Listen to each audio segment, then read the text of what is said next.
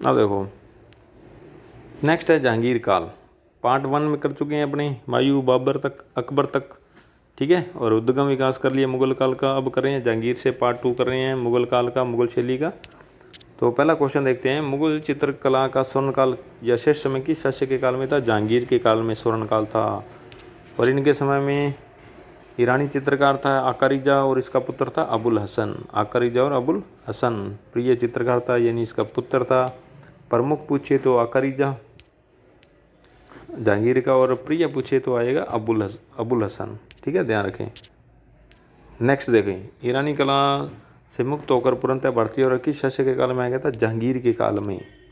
कि जो मुगल काल में जहांगीर के काल में कैसी कला आ गई थी? पूर्णतः भारतीय, ईरानी कला से क्या हो गई थी? मुक्त हो गई थी, ठीक है। नेक्स्ट देखते हैं, प्रमुख चित्र व चित्रकार शेख सूफी संत किसने बनाया था? बिशन दास ने। जो छवि अंकन था, छवि अंकन में बेजोड़ चित्रकार था, व्यक्ति चित्र बनाने जाने जाता था। और ये इन्हें कहाँ भेजा गया था? जहांगीर ने ईरान में भेजा था व्यक्ति चित्र बनाने के लिए, ठीक है।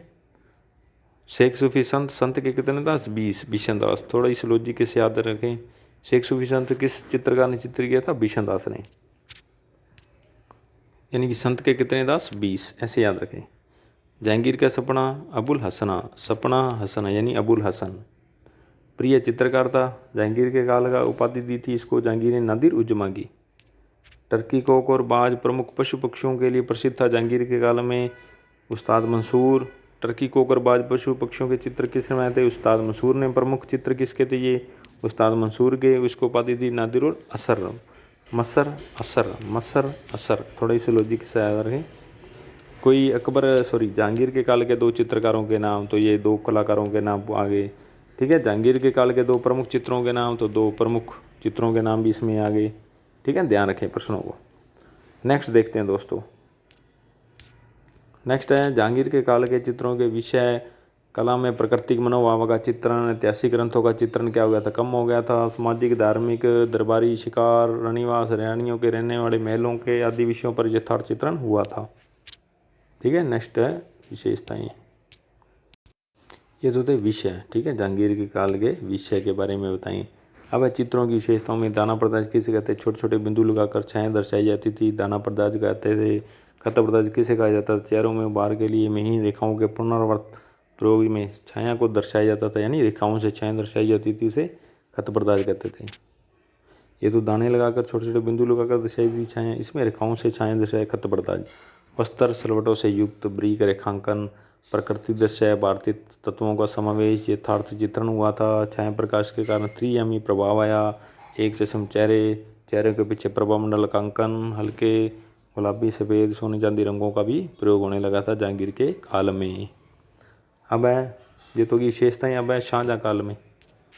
शाहजहाँ काल में वास्तुकला, स्थापत्य कला का सबसे अधिकष्ट कार्य किस शासक के काल में हुआ था? शाहजहाँ काल में। इनका ग्रंथ था शाहनामा। हिंदू धर्म चित्रण की समाप्ति हो गई थी और ईसाई धर्म परंपरा का प्रचलन आ गया था। यूरोपीय तेल चित्रण पर कार्य होने लग गया था। छाया प्रकाश का प्रक्षेप्य प्रयोग और छाया प्रकाश व प्रक्षेप्य का भी प्रयोग होने लगा था। शाह कलम का प्रचलन आ गया था। शाहजहाँ को तेल चित्रण कार्य पसंद था, यूरोपीय तेल चित्रण। शाहजहाँ के समय में कला दरबारों तक ही सिमट कर रह गई थी, ठीक है। स्वर्ण लेप का भी प्रयोग होने लगा था। पुस्तकागार में ब्याज कलाता था। चित्रकला में बारीकी, मीनाकारी व सफाई आने लगी थी। पुरुषों के लंबा पजामा, स्त्रियों के लंबे दुपट्टे, सुंगड़ा पजामा, पारदर्शी वर्षन दर्शाए जाते थे। पारदर्शी वस्त्र दर्शाए पहने दिखाए गए थे। शाहजहाँ काल के चित्रकारों के नाम फ़कीरुल्लाह प्रधान, हाजी मदानी, होनार और लालचंद किस शैली के कलाकार हैं? राजस्थान का शाहजहाँ काल में, ठीक है, मुगल काल के शाहजहाँ काल के कलाकार हैं। कोई 2 नाम बताएं, ठीक है, शाहजहाँ काल के चित्रकार, ऐसे बन सकता है प्रश्न, ठीक है दोस्तों, ध्यान रखें। और इसके जन्म होने का दृश्य और मिठाई बांट रहे हैं और छत पर मोर का भी अंकन दर्शाया गया था एक दृश्य में। दूसरा है जहांगीर काल में। आजो जहांगीर काल का प्रमुख चित्र था जहांगीर का सपना किसने? अबुल हसन ने। इसको उपाधि नादिर उजमा की। जहांगीर को नूरुद्दीन की उपाधि। और ये जहांगीर का सपना किस पत्ती में था? टेम्परा पत्ती में। किसने? अबुल हसन ने। चित्रित स्वर्ण रंगों का प्रयोग, इसमें गुलों पर जहांगीर को शेर के ऊपर और ईरान के शासक को शाहबाज को भेड़ के ऊपर आपस में गले मिलते दर्शाया गया था। और जहांगीर को श्रेष्ठ व विश्व विजेता के भाव में अंकित किया गया और चेहरे के पीछे प्रभा मंडल भी दर्शाया गया था। नेक्स्ट है शाहजहाँकालीन।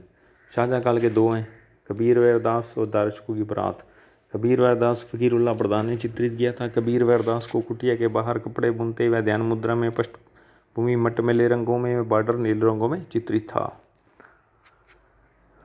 ठीक है, फकीरुल्लाह प्रधान ने किया था। कबीर क्या था? फकीर। थोड़ी स्लोजी के साथ याद रख लें किसने इसके चित्रकार का नाम। ठीक है, दारशकों की बारात किसने बनाया था? हाजी मदानी ने। किस पत्ती में टेम्परा?